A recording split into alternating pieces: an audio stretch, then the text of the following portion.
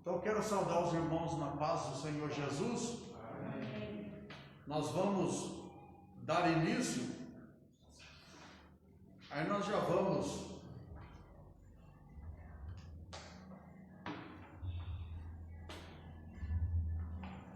fazer essa leitura de hoje, irmão. A lição de número 4, ela traz o título que diz: a construção do templo enfrentou oposição. Então é sobre isso que nós vamos estar estudando nessa noite.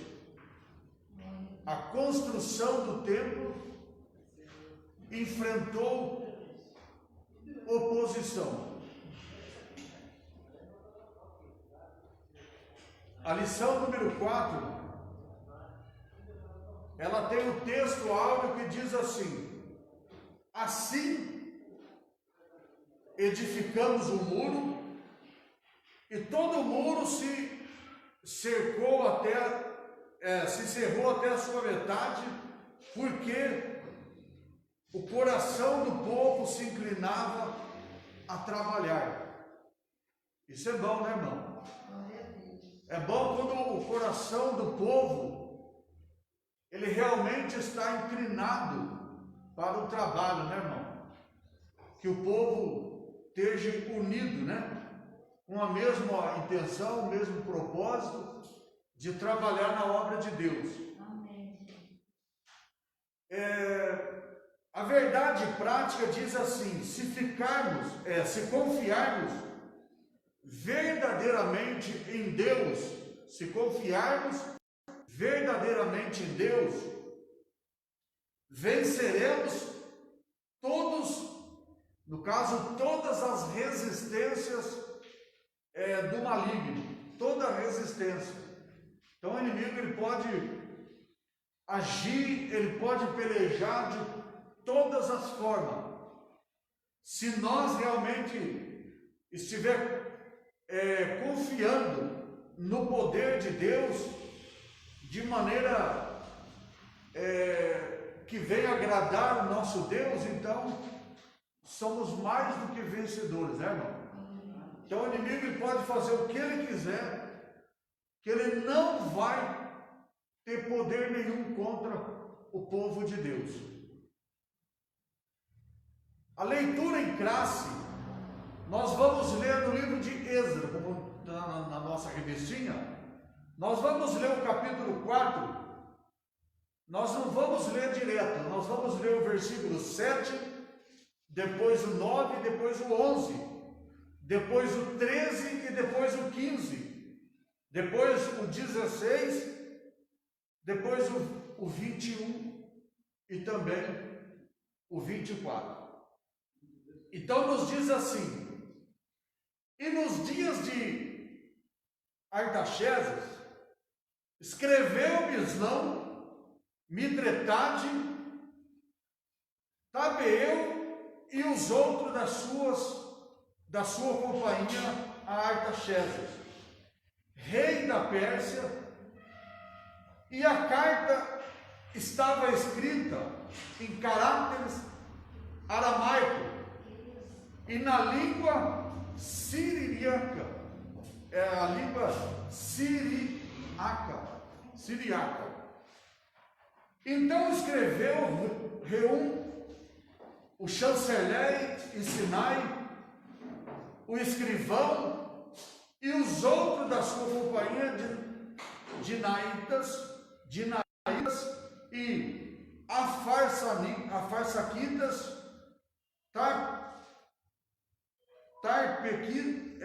Tarpelitas, Arfacista e Arquevitas, Babilônios, Susanquitas, Deavitas e Elamitas.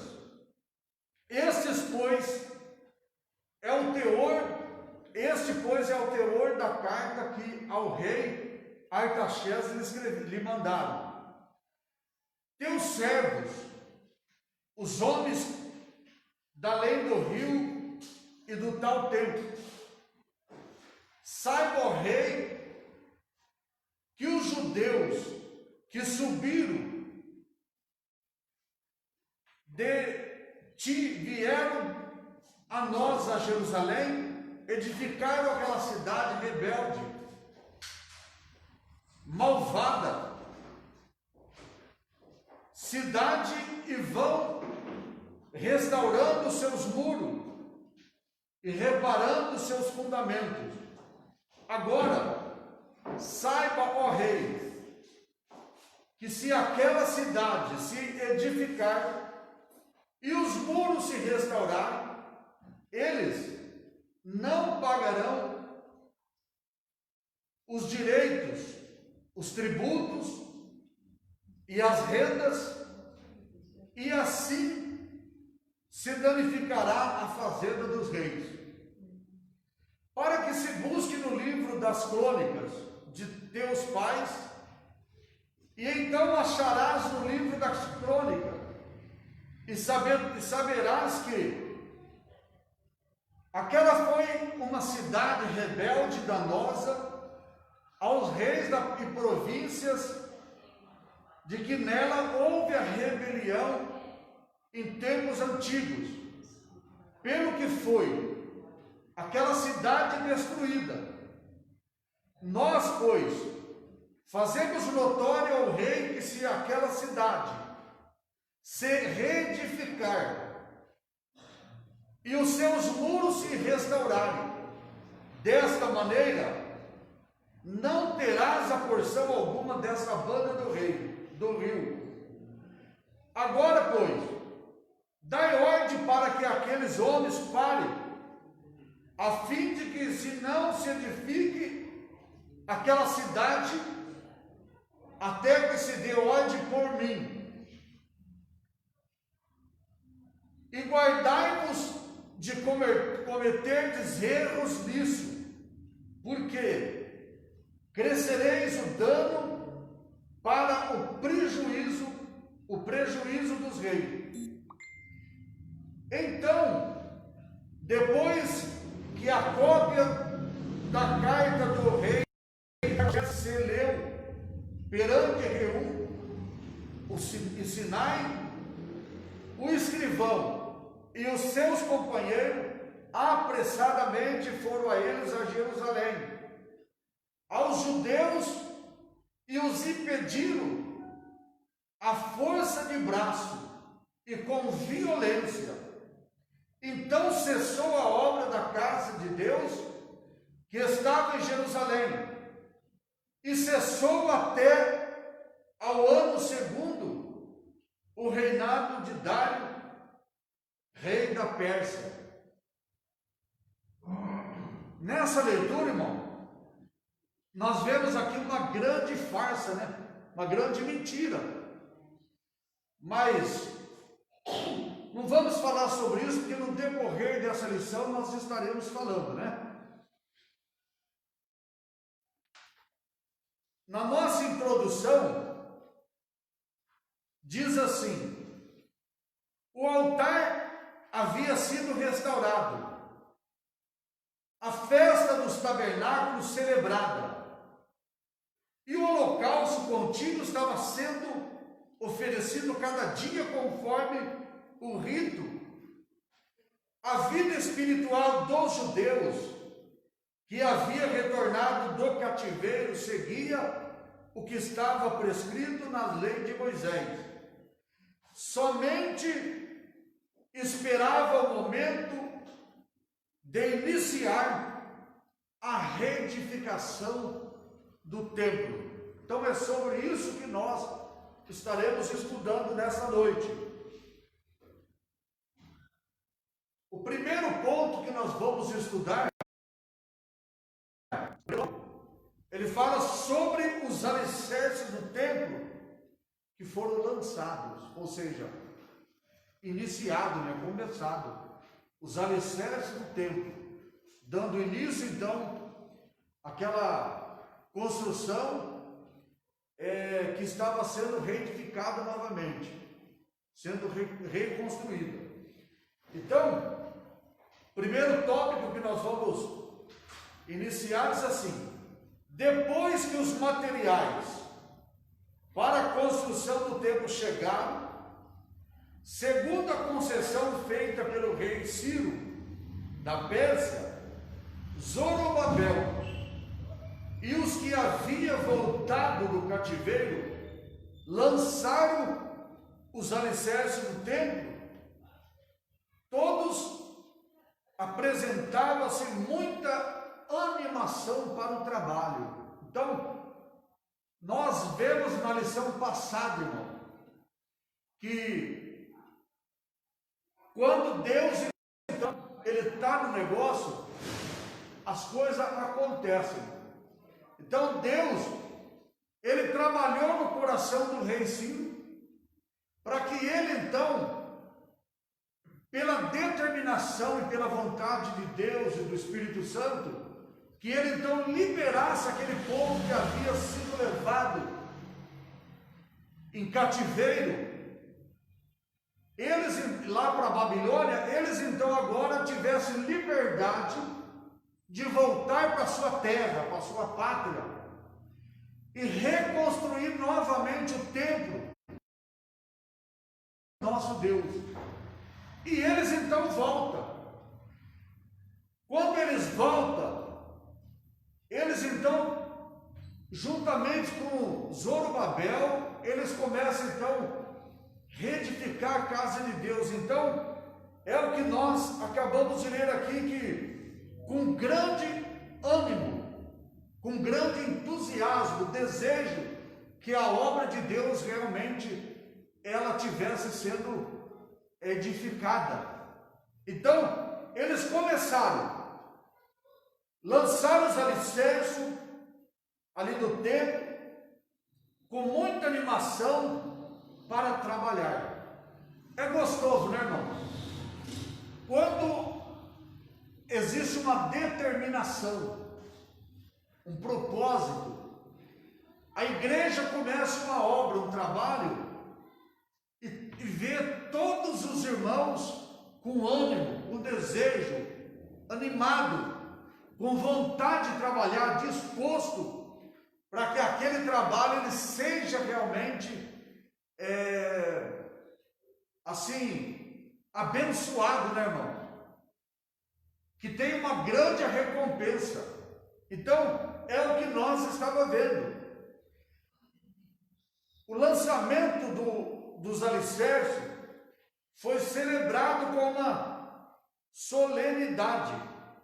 Os sacerdotes já aparentados e com trombetas, e os levitas, filhos de Asaf, com saltérios, para os louvores ao Senhor, conforme a instituição de Davi, rei de Israel. Todos os que assistiam o lançamento dos alicerces expressavam sentimentos com grande júbilo, e com as suas vozes se ouvia de muito de longe. Então, estava iniciando ali uma obra, estava se iniciando um grande avivamento, um grande louvores aí ao nosso Deus. Então aquele povo entusiasmado, e eles então glorificavam a Deus, e diz que de muito longe ouvia o louvor daquele povo, ouvia aquele povo, como eles estavam ali jubilosos, meu irmão, adorando a Deus. Isso é realmente uma bênção, porque isso agrada a Deus, né, irmãos? Agrada a Deus. É a mesma coisa de, nos nossos dias de hoje, o povo vir para a igreja com animação, vir para a igreja com entusiasmo, com desejo de realmente adorar a Deus. O povo de Deus adora a Deus de coração, tem júbilo, tem louvores a Deus, irmão, o povo de longe também escuta essa adoração do povo de Deus. Nós vamos ler também o tópico de número 2, a reedificação do templo. A reedificação do templo foi o resultado do despertamento. Veio através de Ciro, o rei da Pérsia. Convém lembrar que o despertamento pentecostal que chegou ao Brasil em 1911. Então, isso também nós não pode esquecer, né, irmão? Esse avivamento chegou no Brasil, começou no Brasil no ano de 1911. Lá atrás, irmão, o que os irmãos fizeram lá atrás é o fruto de hoje, irmão, o povo de Deus hoje. Então nós nunca podemos esquecer, irmão, dos irmãos que iniciou esse movimento pentecostal, que é realmente o fruto que nós estamos vendo hoje espalhado pelo Brasil inteiro. Esse fruto, a oração dos irmãos lá atrás, o movimento, aquilo que os irmãos reconstruíram lá atrás, nós estamos vivendo hoje, né, irmão? Para a glória de Deus. Trouxe consigo uma verdadeira renovação da doutrina da Igreja de Deus, que pode ser simbolizada pelo templo de Deus. 1 Coríntios, capítulo 3, versículo 16. Vamos ler esse versículo, irmão? 1 Coríntios, capítulo 16, e o versículo... Capítulo 3, perdão. Capítulo 3, versículo 16. Esse movimento que nós vemos hoje, se alguém dos irmãos quiser ler lá no telão, irmão, já pode ler, tá? Não sabeis vós que sois o templo de Deus e que o Espírito de Deus habita em vós. Amém. Então, sois o templo de Deus, né, irmão? Porque o Espírito de Deus, ele habita em vós. A igreja de Deus é um mistério. Efésios 5:32, que não pode ser compreendido pelo homem natural. Vamos ler isso, irmão? Efésios, capítulo 5, versículo 32.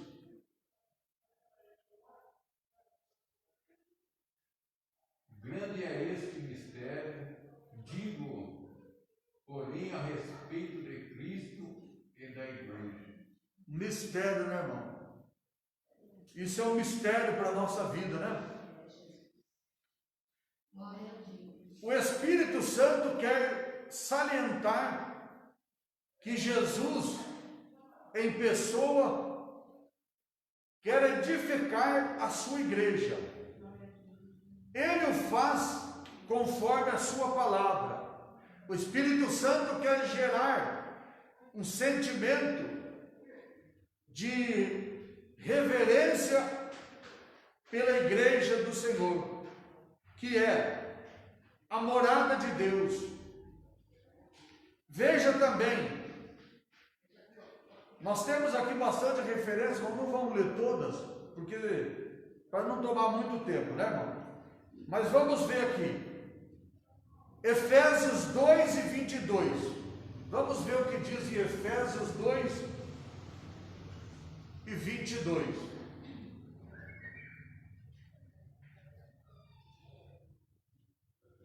No qual também vós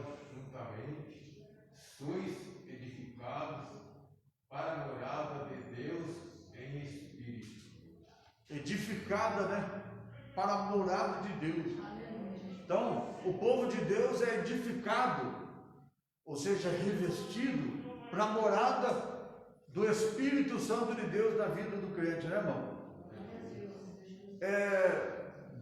O Espírito Santo, ele quer adestrar a igreja, porque ela é o instrumento da ação de Deus aqui na terra. Deus tem um trabalho para cada servo seu na grande obra de evangelização ao mundo. Para cada um, né, irmão? Deus tem um trabalho. Todos são escolhidos para a obra de Deus. Evangelização, porque o mundo precisa ser evangelizado, né, irmão? Então não vamos esperar só pelo pastor, não vamos esperar só pelos obreiros, não. Cada um, né, irmão, tem uma contribuição, uma participação, e o Espírito Santo, ele quer realmente fazer isso na vida de cada um, que cada um seja o evangelizador do mundo. Como está escrito, nós vamos pegar duas referências, Efésios 3:10, e depois nós vamos ler Marcos 13:34. Então, Efésios 3:10. Para que agora, pela igreja, a multiforme sabedoria de Deus seja conhecida dos principados e potestades dos céus. Amém. Agora nós vamos pegar Marcos 34.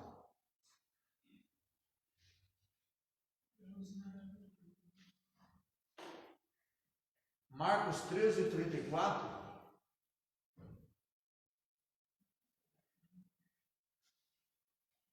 É como se um homem, partindo para fora da terra, deixasse a sua casa e desse autoridade aos seus servos e a cada um a sua obra, e mandasse ao porteiro que vigiasse.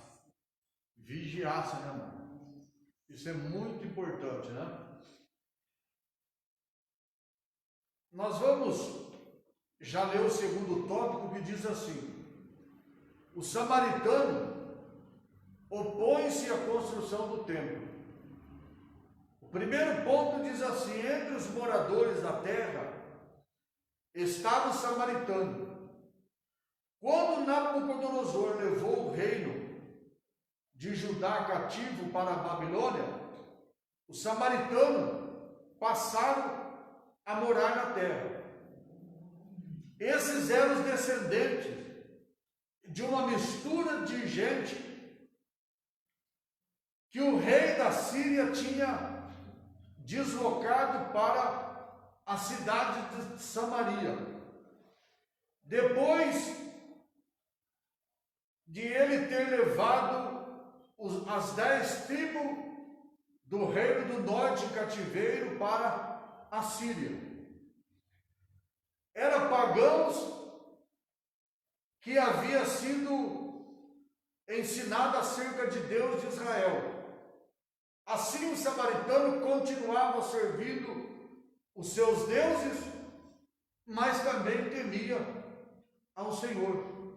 Então, quando volta os judeus lá da Babilônia, eles encontram uma grande resistência. Era aquele povo que estava ali, que tinha entrado naquela terra.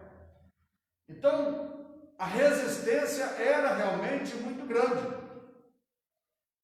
E era uma mistura de povo, inclusive de pessoas que eles serviam os deuses deles. Mas como ele já tinha sido ensinado pelo povo de Deus, acerca do Deus verdadeiro, então eles tinham o Deus deles, mas temia a Deus. E foi uma resistência muito grande para que aquele templo então não fosse reedificado, a casa do Senhor, a casa do nosso Deus. O samaritano tenta frustrar a construção do templo. A maldade do samaritano levou-os a enviar uma carta ao rei da Pérsia, contendo acusações mentirosas contra os judeus. Então a resistência era tão grande que eles resolveram, quando eles viram o ânimo do povo, quando eles viram o povo jubiloso, com grande alegria, vontade de trabalhar, aí o que eles fazem? A Bíblia sempre mostra para nós, irmão, que o diabo é o pai da mentira, né? O diabo é o pai da mentira. Então, se nós olharmos a palavra de Deus na Bíblia, nós vamos ver que sempre houve mentira. Até quando Jesus ressuscitou, houve uma grande mentira, né, irmão? O povo se reúne lá e inventa uma grande mentira que roubaram o corpo de Jesus. Então o diabo é realmente o pai da mentira. Por isso que nós, irmãos, a igreja tem que tomar cuidado, nunca acreditar nas coisas que pode ser mentira, para às vezes destruir uma pessoa, destruir uma casa, uma família, destruir a igreja. O diabo quer isso, né, irmão? Quando a igreja vai indo muito bem, quando a tua casa vai indo muito bem, quando a tua vida vai indo muito bem, o diabo não fica contente. Então, as artimanhas do inimigo, do diabo, realmente, a Bíblia diz que ele veio para matar, roubar e destruir. Então, quando ele viu que o povo estava animado, estava jubiloso, tinha força, aí ele colocou no coração daqueles homens, para eles então fazer que uma mentira forjada daquele povo pudesse então parar aquela obra, aquela construção. E nós vemos aqui, irmão,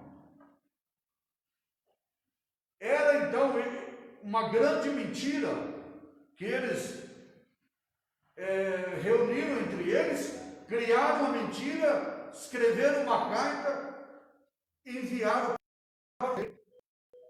E naquela carta, o que eles colocam que nós vemos aqui? Eles colocam que se aquela cidade ela fosse realmente edificada, ia trazer um grande problema para o rei.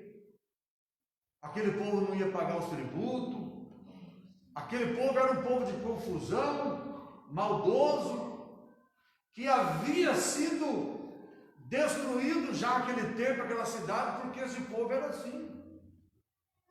E assim, irmãos, eles conseguiram que aquele tempo fosse parado aquela construção. Como nós lemos aqui, ó, a maldade do samaritano levou-os a criar uma carta ao rei da Pérsia, contendo acusações mentirosas contra os judeus. O rei recebeu aquela carta, ele não conhecia o assunto e mandou parar a obra.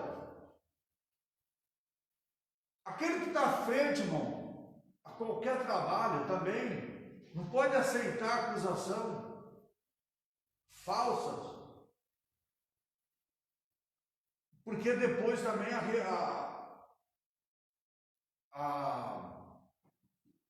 como é que fala? Eu ia falar Cai tudo sobre os ombros dele, meu irmão. A responsabilidade, eu ia dizer, é dele. Então, ele mandou parar a obra, ele não conhecia a história, apenas acreditou, sem conhecer a história.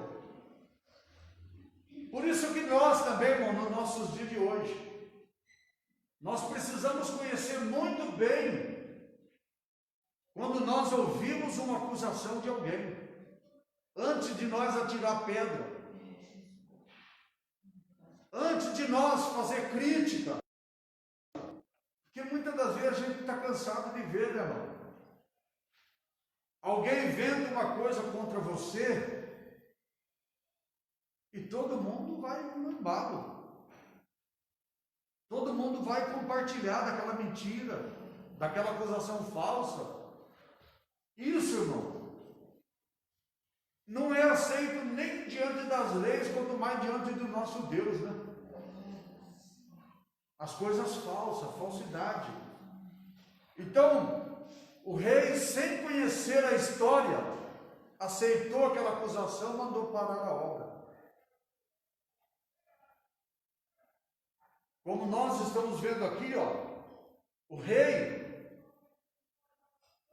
que recebeu aquela carta, não conhecia bem o assunto, mandou parar a obra. Os judeus se voltaram para a construção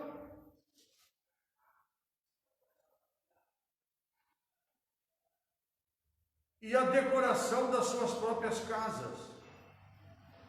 Então a obra de Deus foi parada. Aquele povo que estava entusiasmado, animado,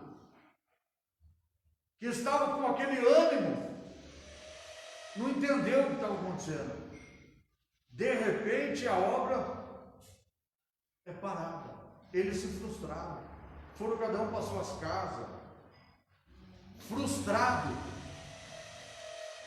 Nós, irmão, não podemos aceitar uma acusação contra as pessoas, contra as pessoas por um erro, por uma falsidade.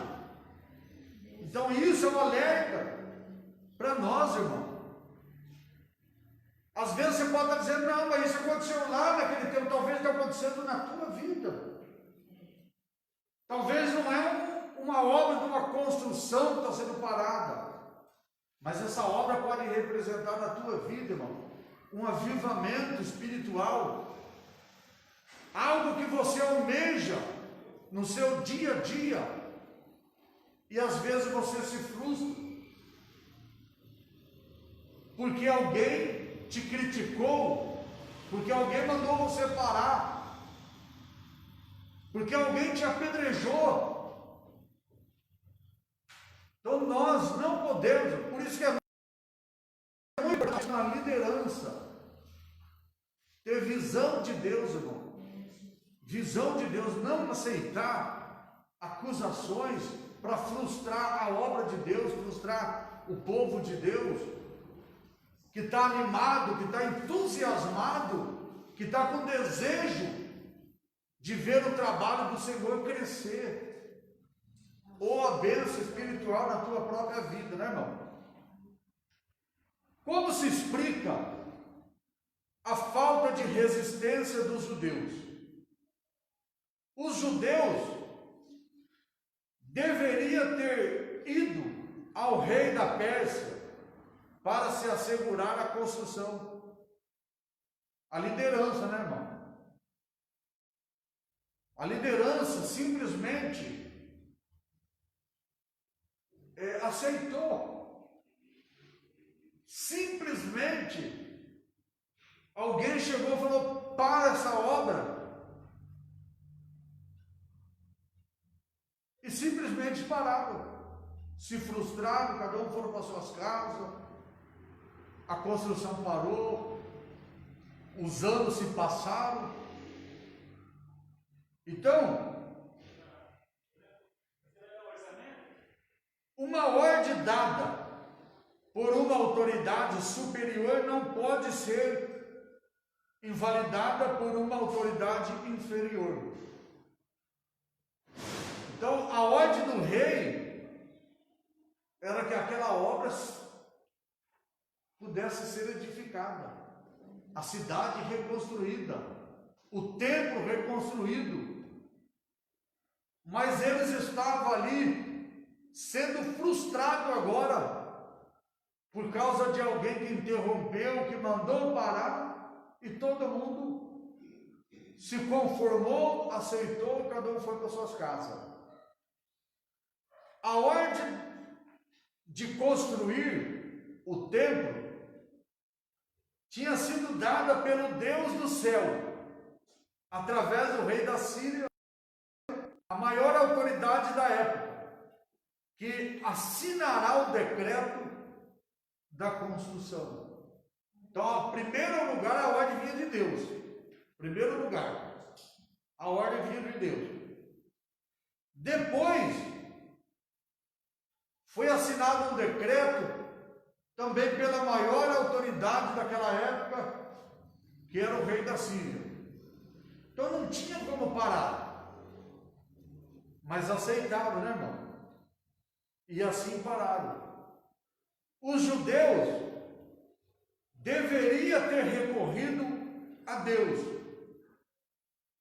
Toda a história dos judeus é rica de exemplos de como Deus ajudou seu povo em tempos difíceis. A própria vida dos judeus para Jerusalém era uma clara demonstração de que Deus estava no negócio. Vejamos que alguns exemplos da história dos judeus quando foram ajudados pelo Senhor. Irmãos, Deus nunca virou as costas para o povo, né, irmão? Nunca virou as costas. Quando o povo judeu eles viravam as costas para Deus, eles sofriam. Eles viravam as costas para Deus, não é que Deus virava as costas para eles. Quando eles viravam as costas para Deus, eles sofriam. Sofria porque os inimigos judiavam deles, vencia eles, perseguia eles, os inimigos. Mas quando o povo judeu, o povo de Deus, eles estavam voltados para Deus, ele sempre era vitorioso, irmão. Deus sempre ajudava aquele povo, como ele nos ajuda até hoje, irmão. Esse é o que nós vemos também nos nossos dias de hoje.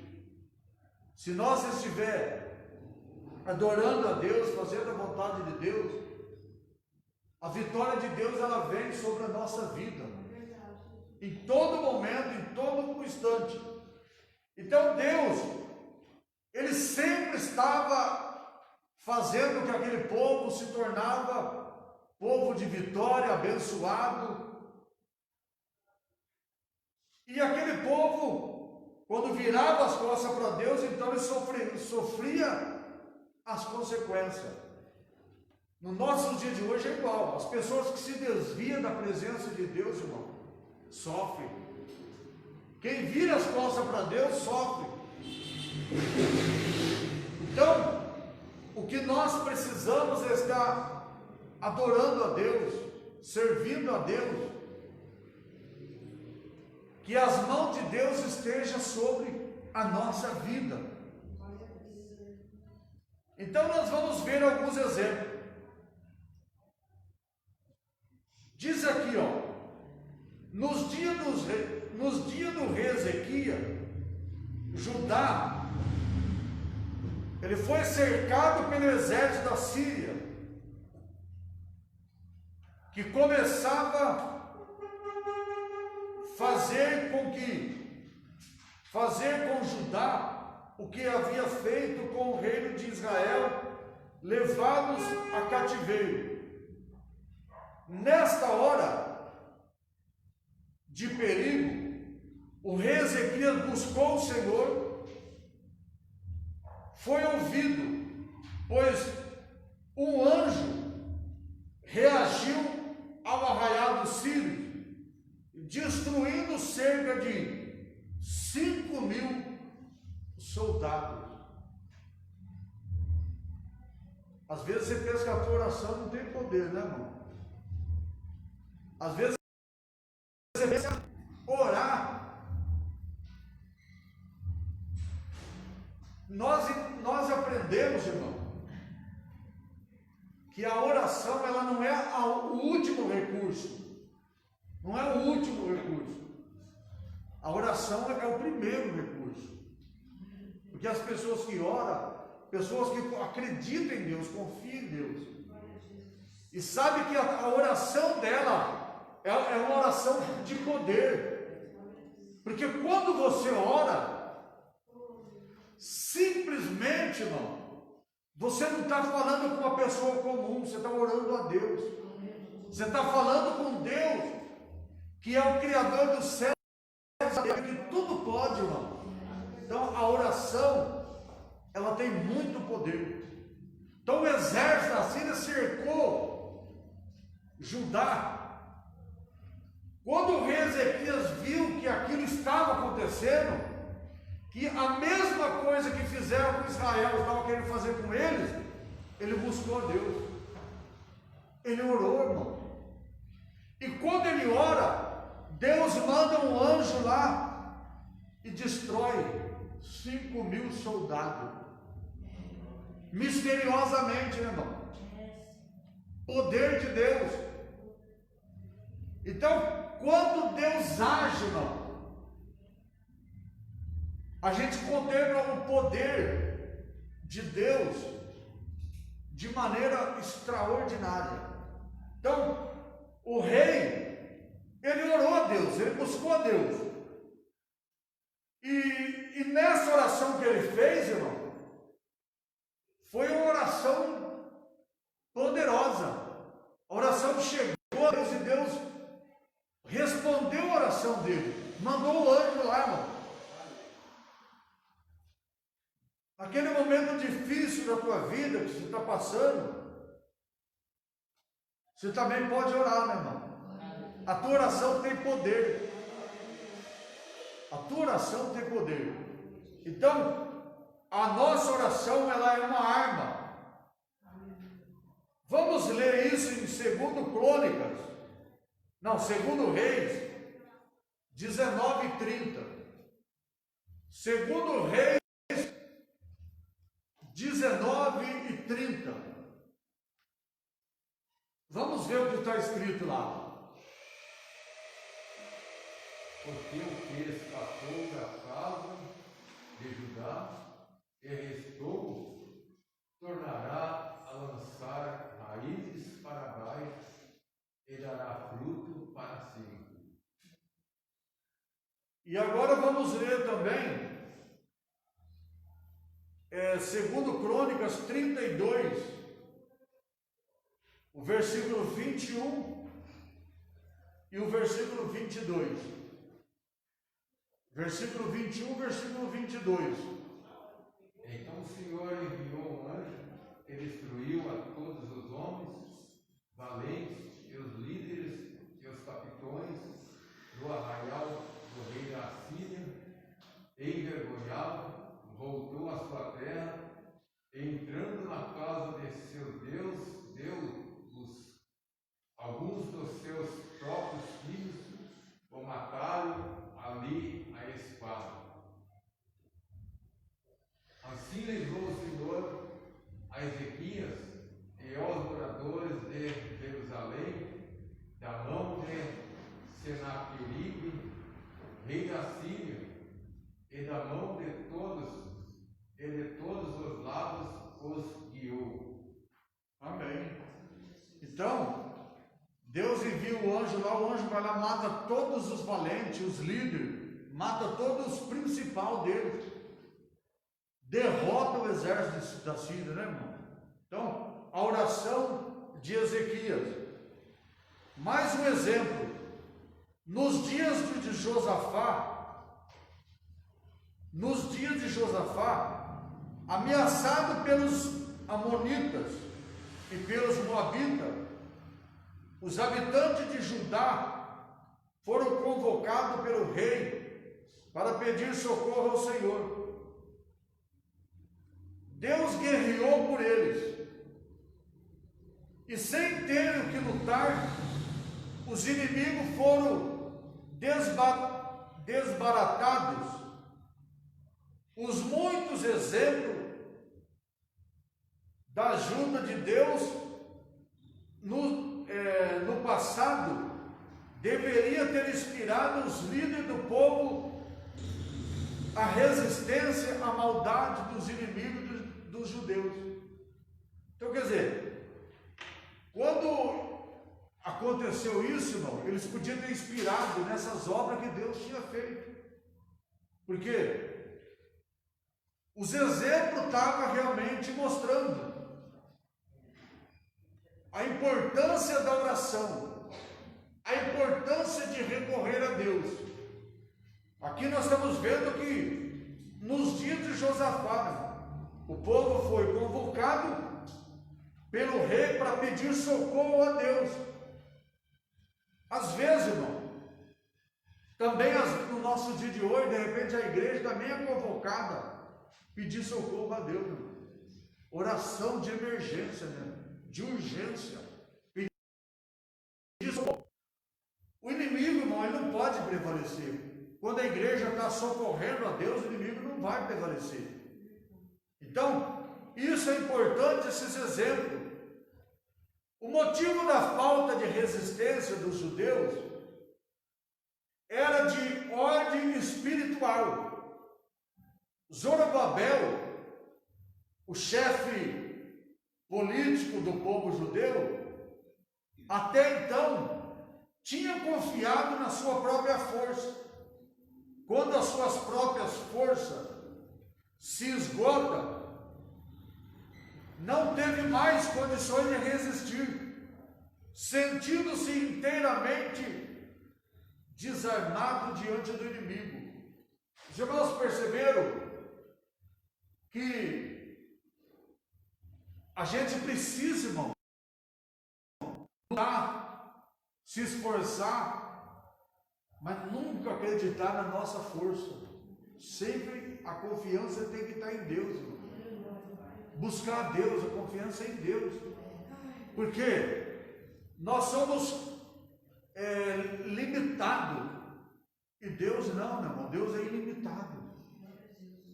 Então, a palavra de Deus, ela nos ensina, irmão, que aquilo que é impossível aos homens, é possível a Deus. Então, se nós confiar nas nossas forças, na nossa capacidade, nós vamos ser derrotados, porque as nossas forças se acabam, nós vamos decepcionar as outras pessoas também. Então, era o momento daquele povo que estava animado, que estava em júbilo, que estava buscando a Deus, recorrer a Deus, pedir socorro a Deus, porque aquilo era uma aprovação de Deus, irmão.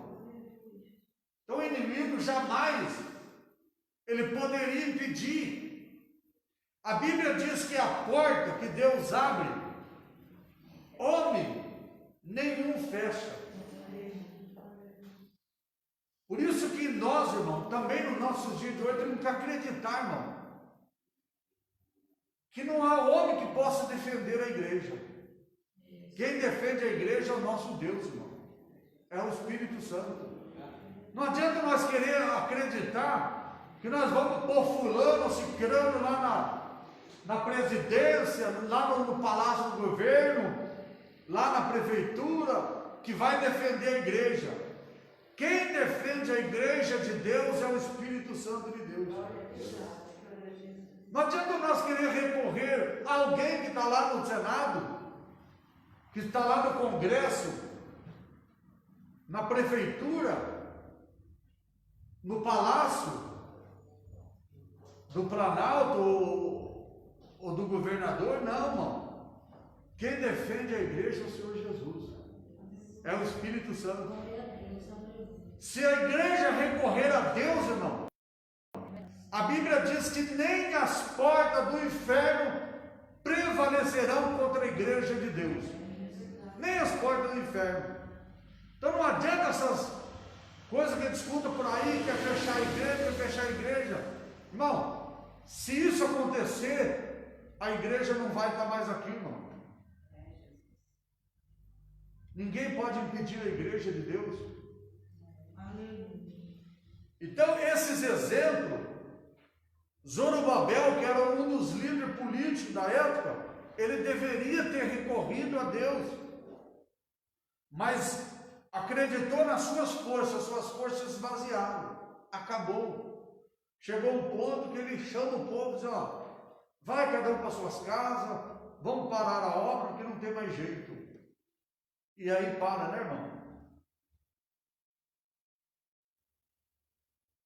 Josué,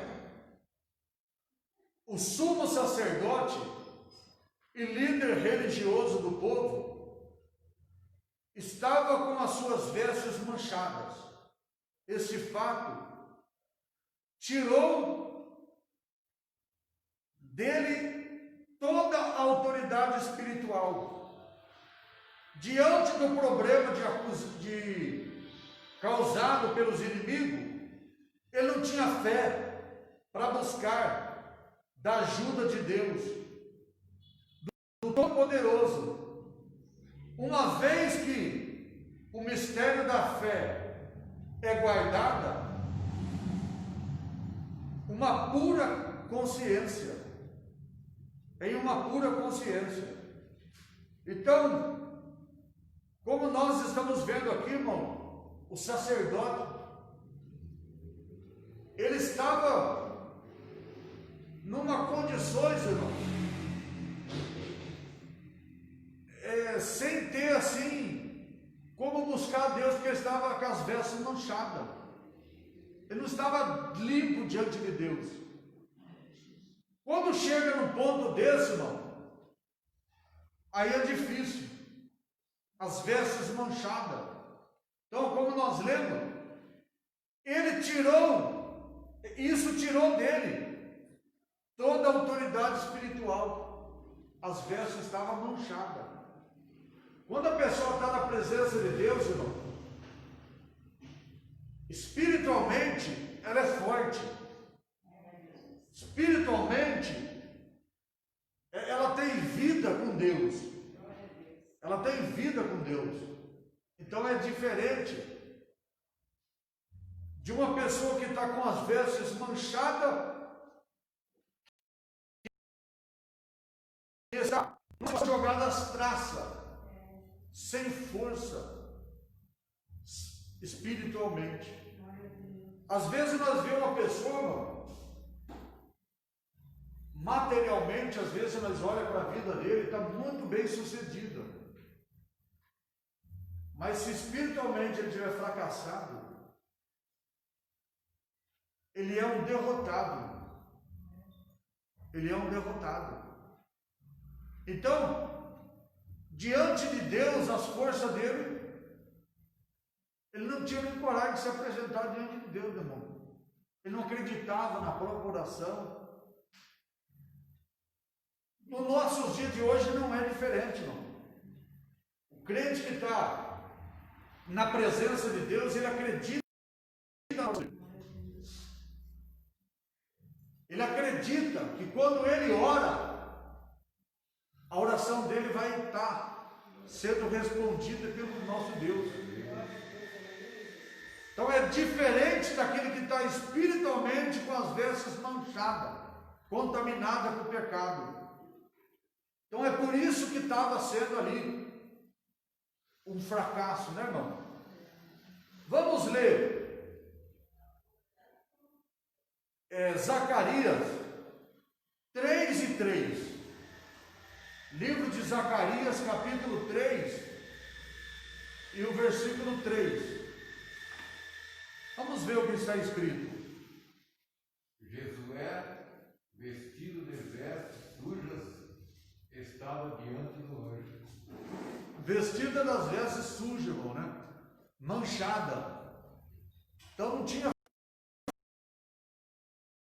força. Vamos ver Timóteo, 1 Timóteo 3:9. Livro de Timóteo, capítulo 3, versículo 9.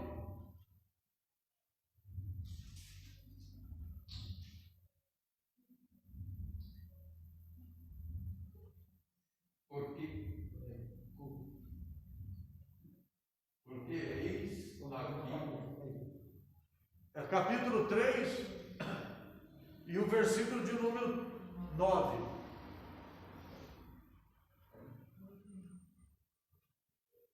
Primeiro Timóteo 3:9.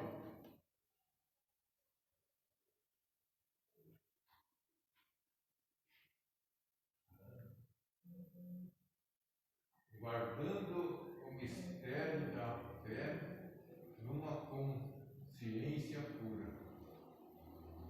Guardando o mistério da fé, a consciência pura, né, irmão? A certeza, né? Consciente. Então, se guardar o mistério da fé. Então, a pessoa quando vai orar, a consciência dela é pura. Ela tem aquela certeza. Não é aquela oração, não. É uma oração que está realmente chegando a Deus com confiança. Então, isso é importantíssimo, né, irmão? O tópico de número 4. A reação do samaritano quando os judeus cessaram a obra. Então nós vamos ver agora qual foi a reação do samaritano. A tristeza dos judeus. Esse é o primeiro ponto. O povo, em geral, tinha, desde o início da construção, acompanhado o trabalho com simpatia.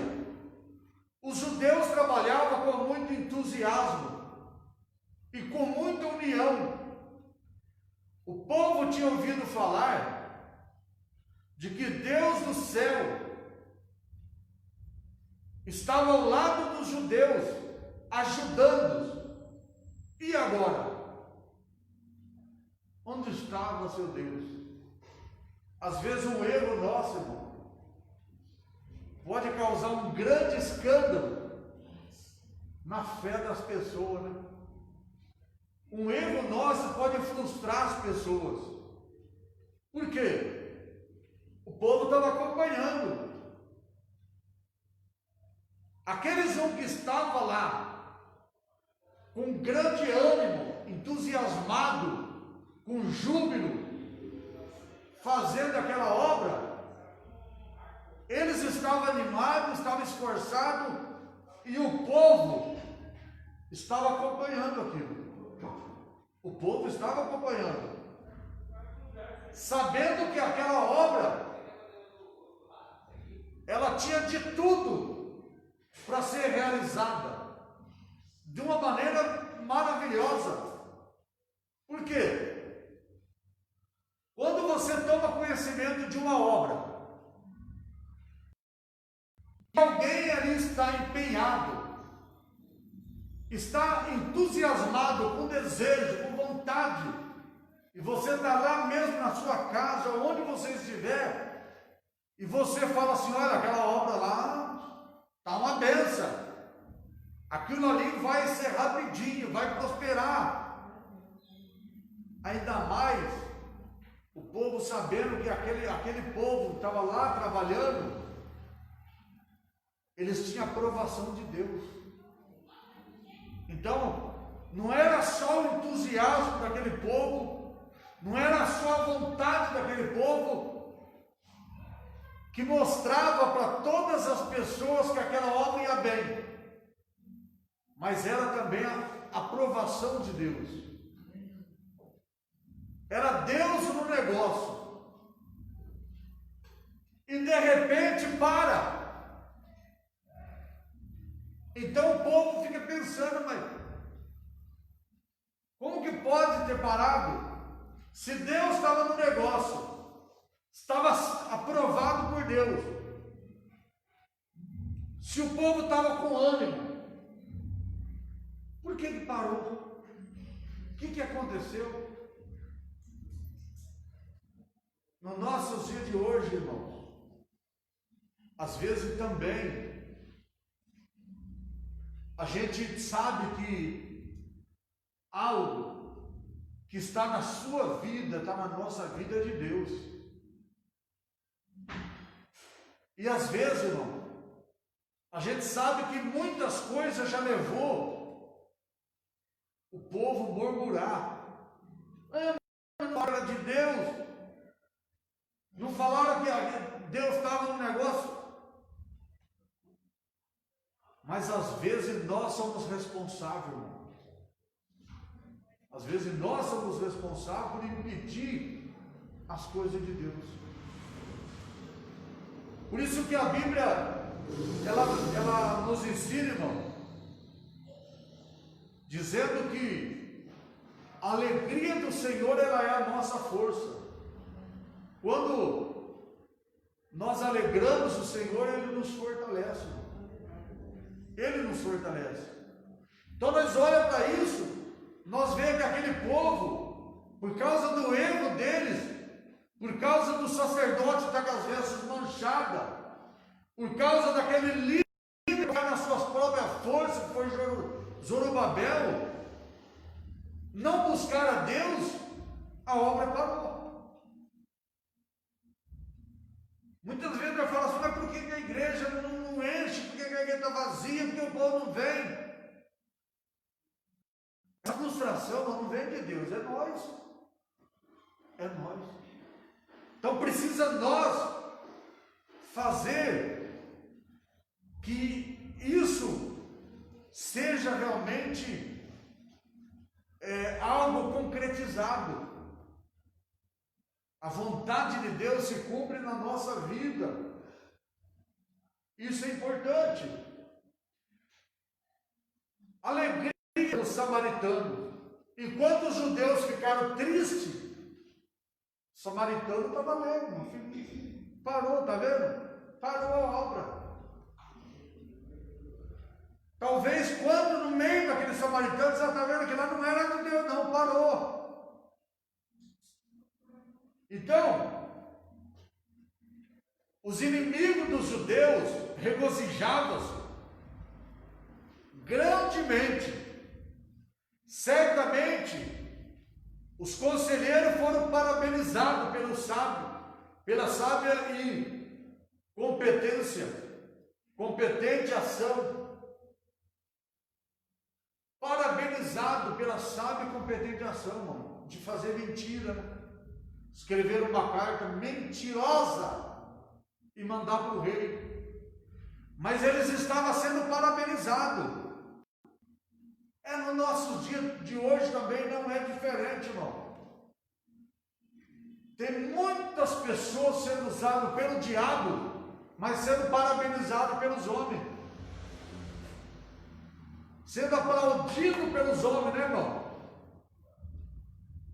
Isso nos nossos dias também acontece. Então eles fizeram uma grande mentira, se levantaram como inimigo do povo judeu, fizeram uma carta mentirosa, um testemunho falso, e enviaram para o rei. Agora eles estavam sendo aplaudidos, estavam sendo parabenizados pela ação deles. Voltando para a leitura, eles foram parabenizados pela sábia e competente ação. Porém, o gozo do ímpio é uma pouca duração. Pouca duração, o gozo do ímpio. O gozo dos filisteus, que havia prendido Sansão, terminou numa tragédia. Isso aqui é um dos exemplos, tá, irmão? Porque o gozo dos ímpios, ele tem pouca duração. Por isso que a Bíblia fala no livro de Provérbios, se eu não me engano, Provérbio 30, versículo 1, para nós não ter inveja dos homens ímpios. Deixa eu ver isso mesmo. Provérbio 30. A Bíblia nos ensina assim, irmão. Não tem inveja dos homens ímpios, uma coisa assim. Deixa eu ver lá. Não é Provérbio 30, irmão. Mais uma outra hora eu falo para os irmãos. Eu sei que a Bíblia nos ensina a nós não ter inveja das coisas malignas, dos homens malignos.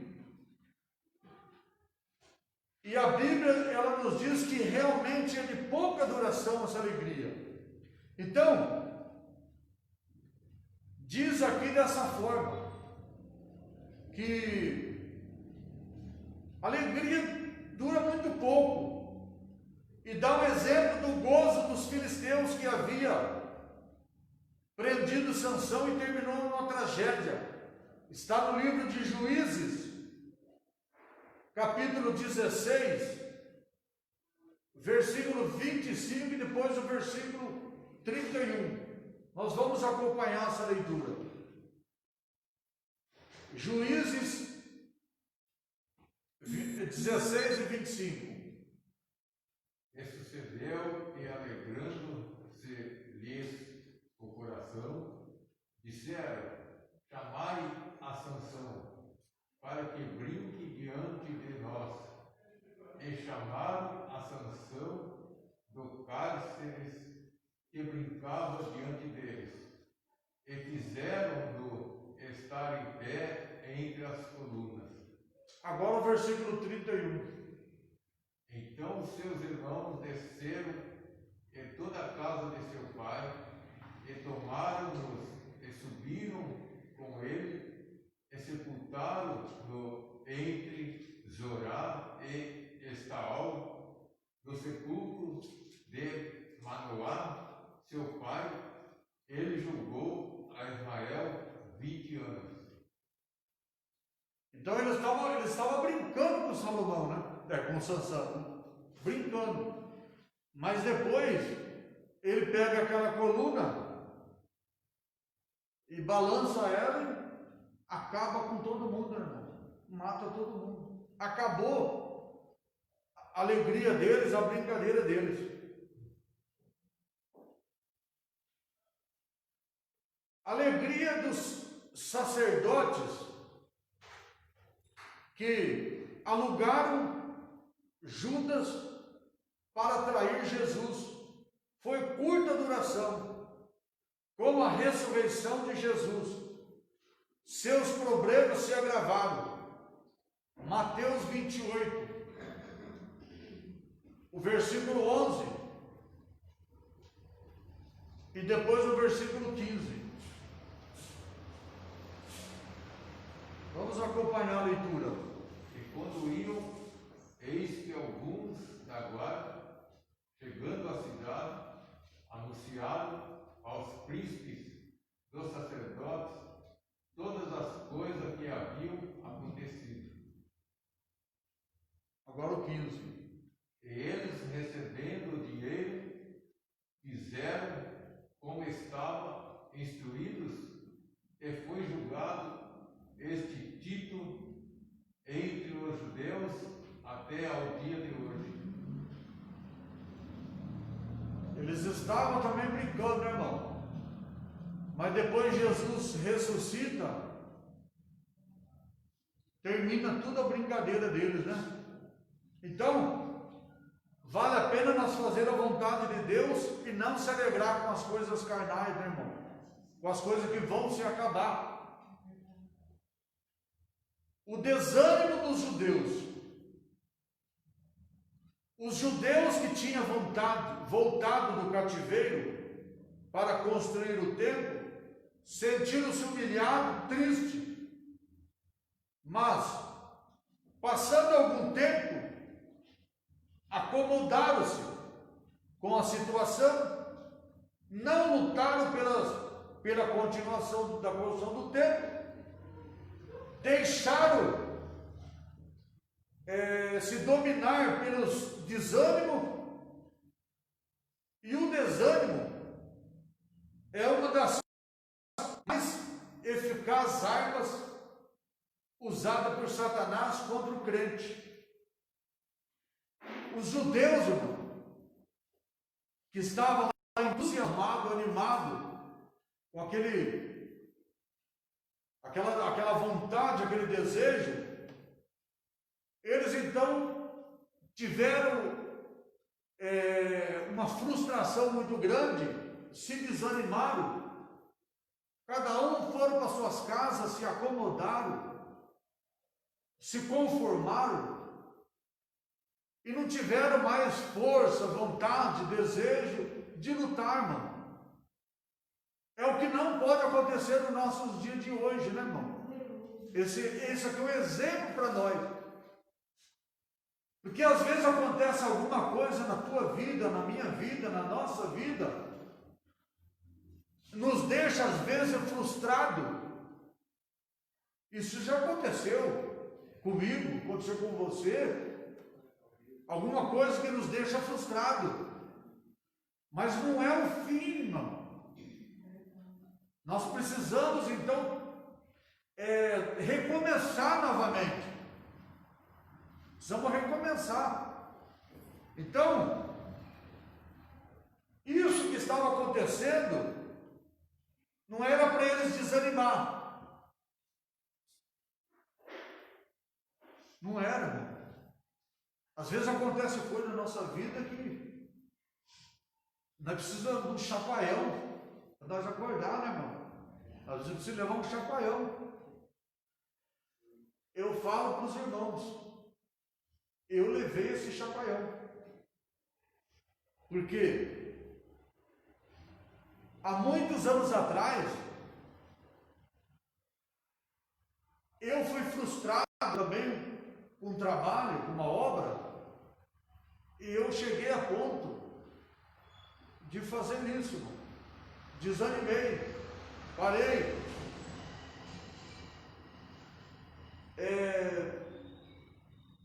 Tudo parecia que tinha acabado na minha vida, irmão. Eu precisei de levar um chacoalhão.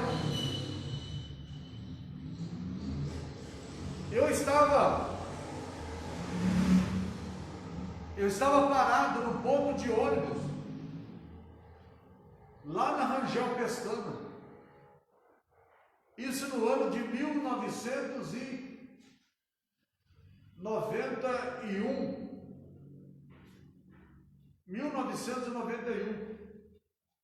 Eu estava frustrado, desanimado, parado. Tinha mais vontade de fazer mais nada da obra de Deus. Eu estava no ponto de ônibus, ali próximo do estacionamento da Casas Bahia, no centro de Jundiaí. Não sei se os irmãos conhecem lá. Eu estava lá, irmão, desanimado, frustrado. Ponto de ônibus cheio. De repente passa uma mulher na calçada. Ponto de ônibus lotado. A mulher passa pela calçada, para de frente comigo, puxou o zíper da bolsa. E eu fiquei olhando na cara dela, porque ela parou de frente comigo. Eu acreditava que ela ia me pedir algum endereço, perguntava alguma informação, e eu estava esperando. Porque geralmente acontece isso, né, irmão? As pessoas param, procuram ali o endereço e perguntam para a gente, sabe onde é esse endereço, tal, alguma informação, está esperando. De repente ela puxou a palavra de Deus, irmão. Ela pegou um panfleto, um texto bíblico,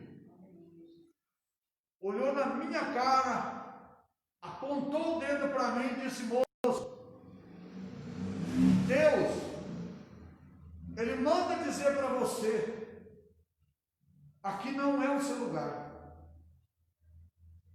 Ele não quer você desse jeito. Ele manda dizer para você: volta a fazer a minha obra. E ai de você se você não fazer. Isso no ano de 1991.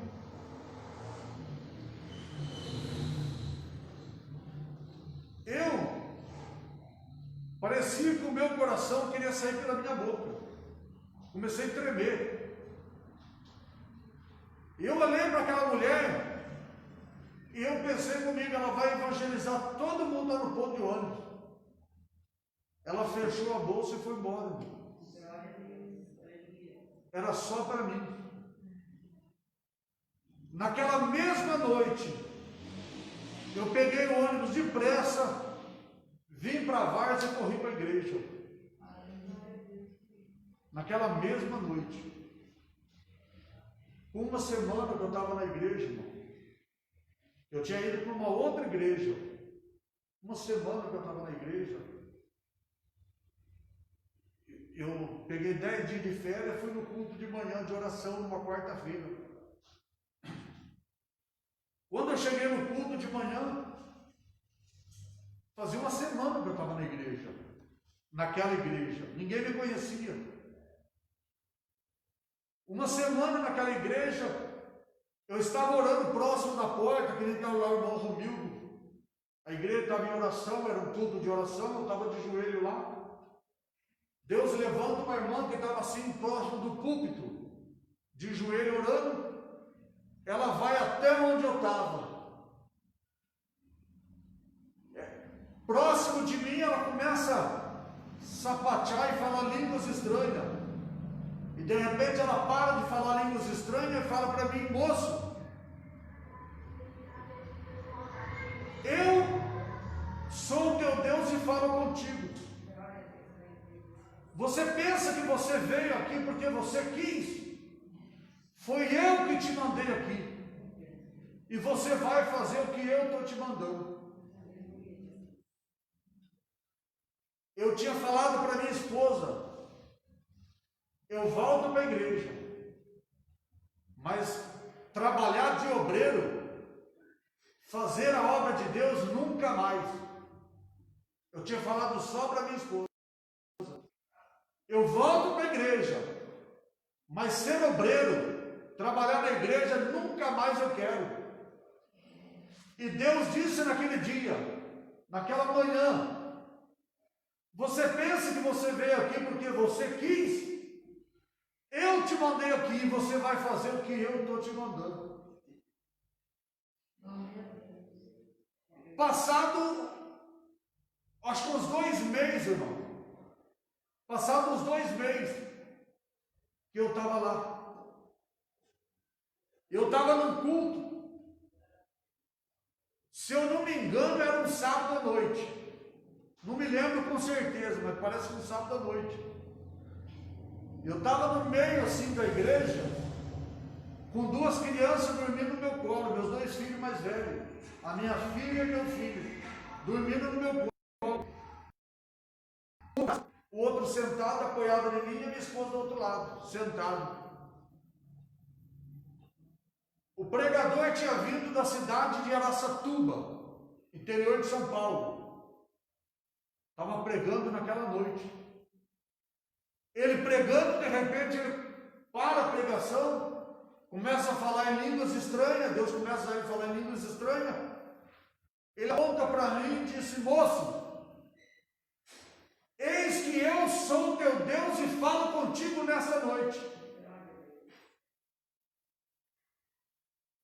Esse problema que tanto te assola, hoje eu trago nas minhas mãos. E conta no teu dedo. Porque dentro de 5 dias eu trago você para esse altar. E você vai fazer o que eu estou mandando. E ai de você se você não fizer. Da mesma forma. Então, pela misericórdia de Deus, aceitou o que Deus estava mandando. E passados 5 dias, sabe o que aconteceu? O dirigente da igreja abandonou a igreja e foi embora. Aí eu fui colocado de pastor da igreja. Com 5 dias. Então, para você não ver que o que Deus fala, irmão, Ele cumpre. Então, os judeus, como nós lemos aqui, eles tinham voltado do cativeiro para reconstruir o templo, e ele sentia-se triste, sentia-se humilhado,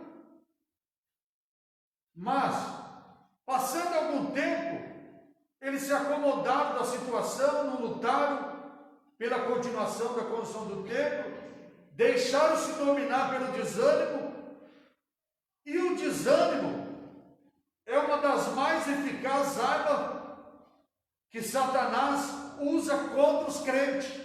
O desânimo é uma arma do diabo, irmão. Quando você está desanimado, você não quer fazer mais nada, lembra-se disso. Se você não lutar, irmão, contra a tua própria vontade, as tuas próprias forças, Satanás ele pode ter uma arma na mão para usar contra você. O desânimo. Satanás ele destrói, meu irmão,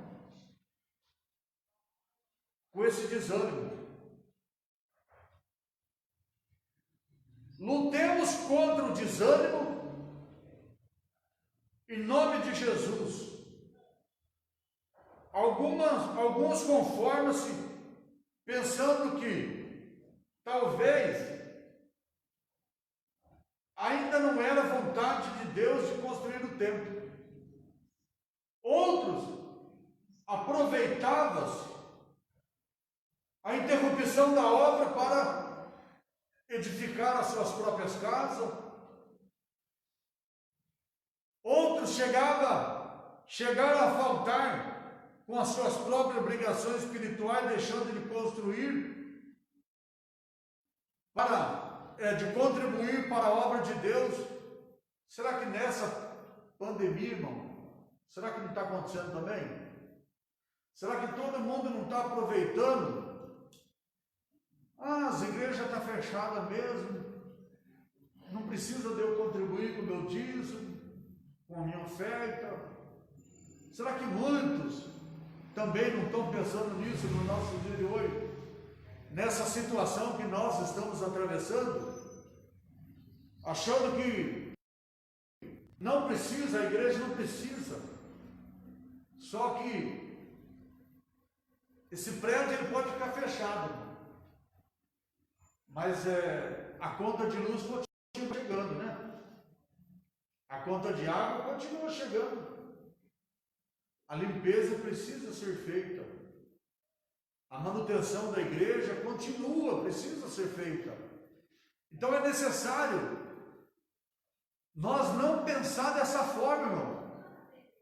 Nós, mesmo que a igreja não estava aí fechada, mas guardando os nossos dízimos, nossa oferta para trazer a igreja, né, irmão? A nossa contribuição com a obra do nosso Deus. Então os judeus, eles estavam dessa maneira, irmão, aceitou. O perigo do crente é aceitar, irmão, as coisas. Conformismo, né? Se conformar com a situação. Então, a nossa força, irmão, ela pode até ser pequena, mas quando nós estamos em Deus, nós somos fortes, né, irmão? Nós somos fortes. Então os judeus se conformou. Cada um foi cuidar da sua própria vida, aceitou a situação, não buscou a Deus, não recorreu a Deus, aceitou o que estava acontecendo na maior situação assim de conforto. E eles, se tivessem buscado a Deus, recorrido a Deus e pelejado pela obra de Deus, eles não aceitariam vir na vida deles o desânimo. Então, o desânimo é marcado. O diabo fala assim no ouvido da pessoa, no coração: que isso? Tá bom demais, fica na tua casa. Que a igreja não precisa de dinheiro. E o povo aceita, né, irmão? A igreja de Deus precisa aprender, irmão.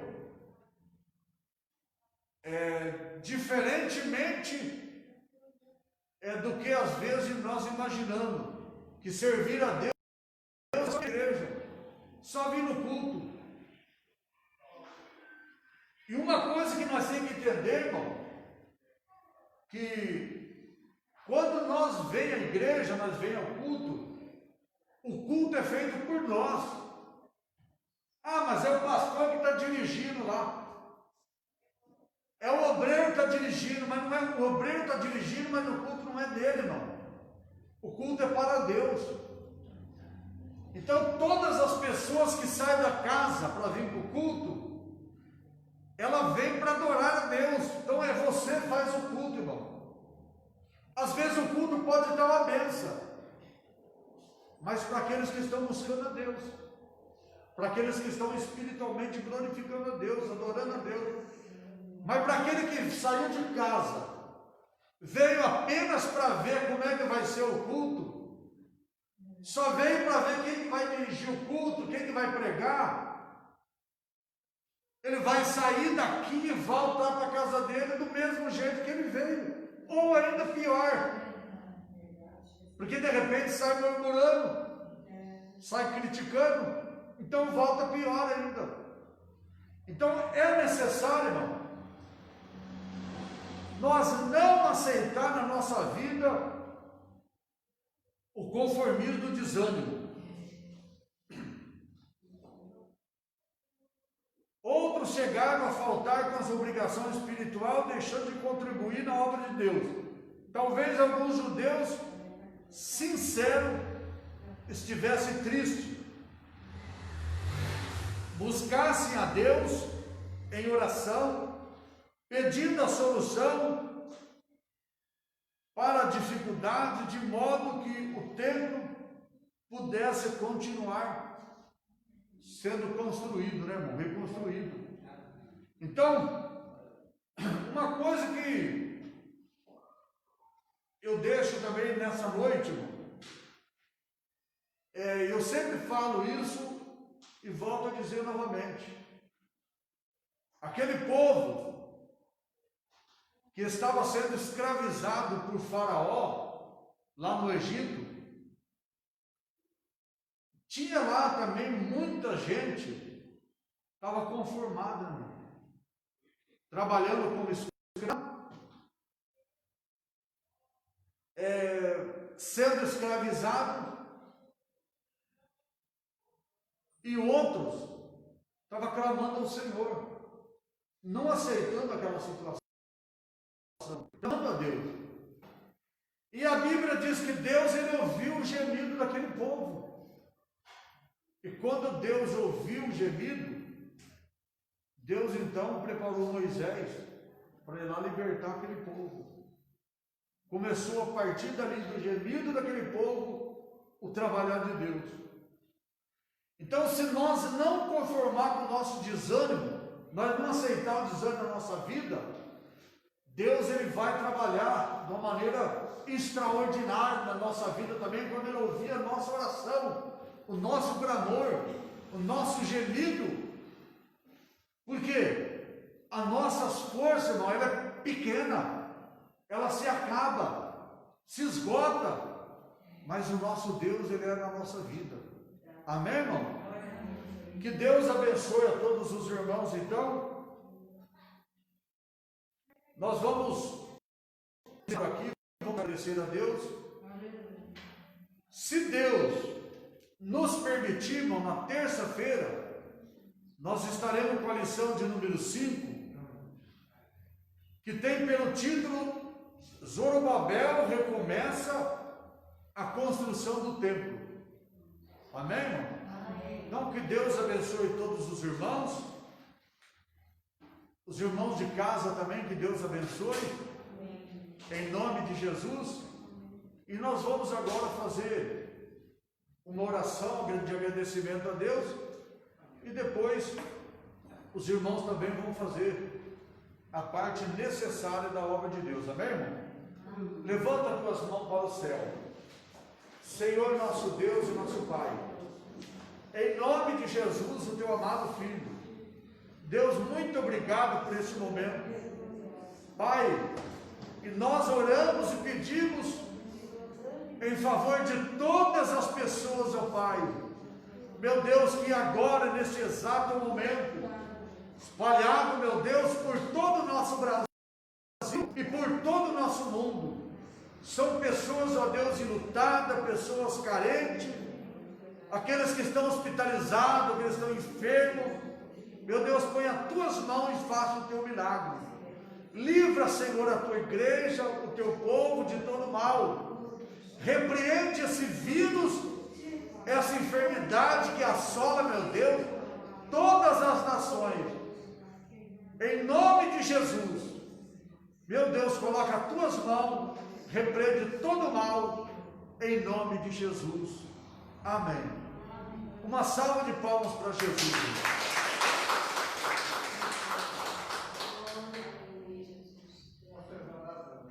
Os irmãos vão recolher as ofertas, né? Pode passar, irmão.